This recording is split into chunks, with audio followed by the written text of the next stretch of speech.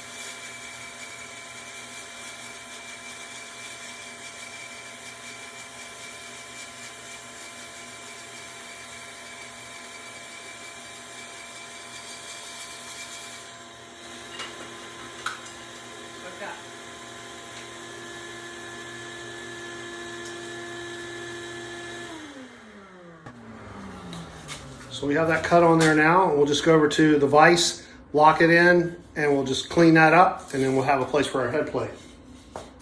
Okay, so a quick way to clean up this face, we've got the angle cut on it. And I started doing it before I turned the film off. Sorry about that. I forgot to turn the camera back on. Almost forgot about you guys right in the middle of it. Isn't that crazy? All right, so there's our line. That's what we're working down to. We want a 1/2 inch. So a quick way to get it very close is I just use a block like this. It keeps it square on the table. And I can hold this right here and use this sander to clean that up. You can see it starts to clean it up very quickly. Now I'm starting to get a little out of whack. I'll have to use the block plane to clean that up because that's getting a little out of square.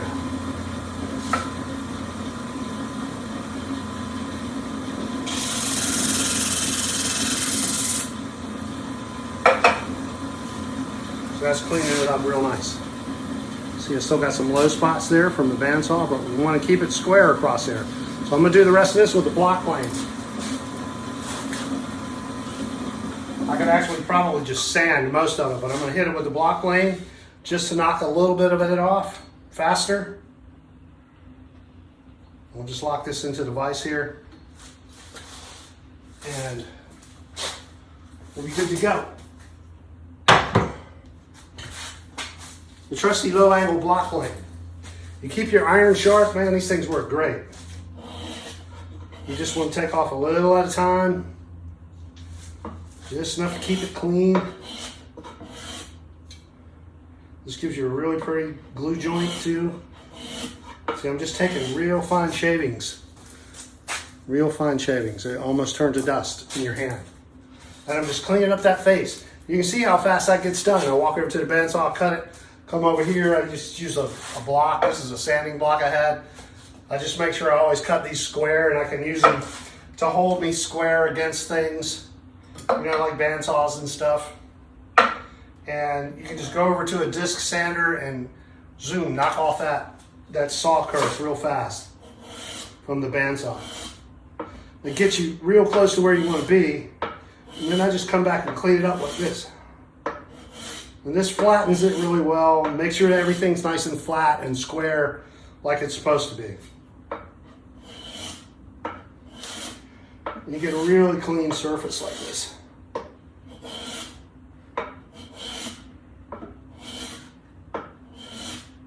This is the fun part of woodworking, man. You don't want the machines to have all the fun.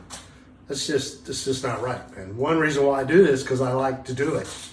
I don't want to just stand around and watch machines doing all the stuff, right?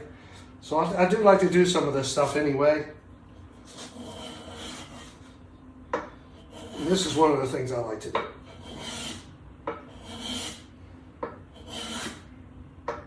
And I feel like I can get this very accurate this way. I can get it exactly where I want it.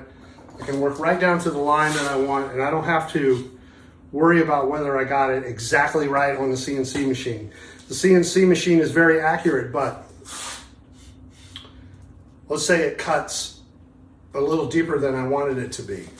Well, once it's cut, then it's cut, you know. With this way, I can kind of control it, and I can get it where I want it. You see the difference in the sanded areas and what the block plane is doing. And I'm just working it down until I get exactly right to that angle right there. Right? We're getting our headstock angle right. Now it's starting to look like a neck, right? Yeah. And it was a really simple thing to do. And I can control the depth of the cut and the angle of the cut, and I can get it exactly where I want it.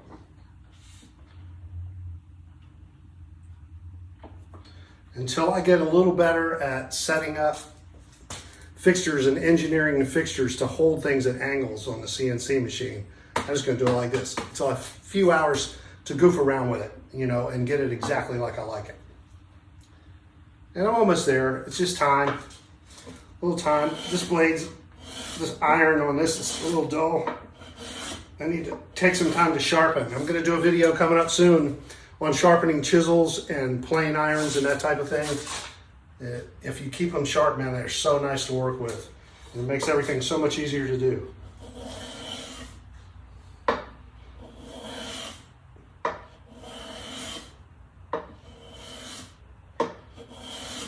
I'm just taking those little micro shavings off of there. You'll probably even see through it. This end grain here almost. Yeah? Cool, huh? And then when I get it really super close to where I want it to be, I can hit it with a sander, you know, a sanding block, level out everything perfectly.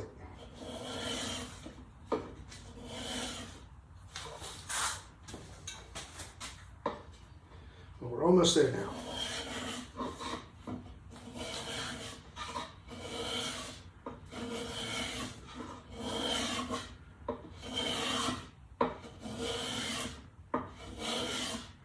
It likes cutting at that shear angle right there. If I hold it at a little bit of an angle, it really likes to cut like that. For some reason, it likes that better.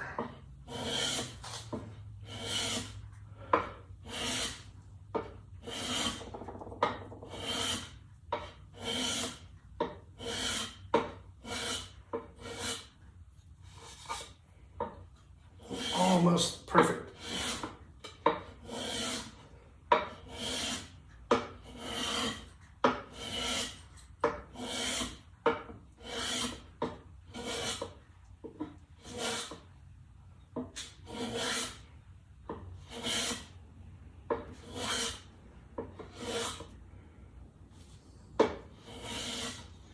Okay guys, that's it. Now that has been planed right down to the correct angle. All I gotta do is hit that. I mean, it's smooth now. I really don't even need to do anything else to it, but I usually take and hit it with a nice sanding block just to make sure that's perfectly flat now at this point. I've got the thickness that I'm looking for. It's a little thicker than a 1/2 inch, but that's the angle that I want.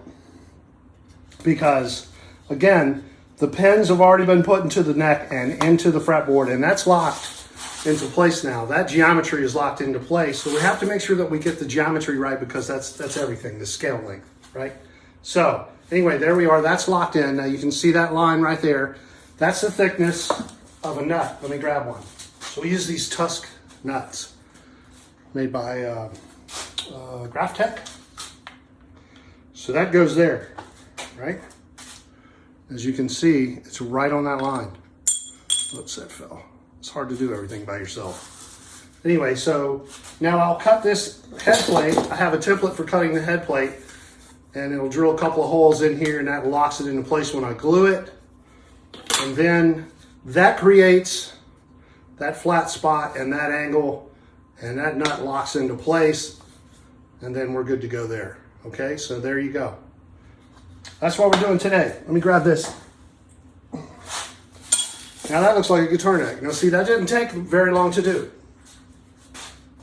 So that's one reason why I like to leave them like this. Because I can walk over to the bandsaw, come over here to the sander, hit it, knock it down real fast, and then take a block plane and really take nice, slow, controlled cuts across there, shearing off that grain, and get a really super nice, accurate, flat headstock angle, okay? So that's what we're doing today. All right, that's all I got for you today. I'm gonna get back to work. I'm gonna do some other stuff. I'll take some photos of me cutting the plate and things like that, and maybe film it just a little bit for the end of the video. But I don't want these videos to get too long, because I know you got other things to do. You don't have time to just sit around and watch videos, right? You got a life, you got things to do. By the way, just want to say thank you for the new subscribers. It's very cool. We are now up to 136, and that's awesome. We got 3 new ones. That's very cool. 136. Excellent job, guys. Thanks for subscribing. Thanks for sticking around. Thanks for your interest in Work Guitars. We're getting there. We're moving along. We're moving up and out now, right? Reaching for the stars, right? Building guitars and reaching for the stars. That's what we're doing here. Okay. So look, you guys be good to each other out there. We'll get back. I'm going to get back to work. You get back to whatever you were doing, all right? And we'll see you next time. Be sure to support your bands and your bars, especially those bands, man. Your local bands, get out there and go see those guys. They really need your support, okay? Peace. Be good to each other. Work guitars. Bye now.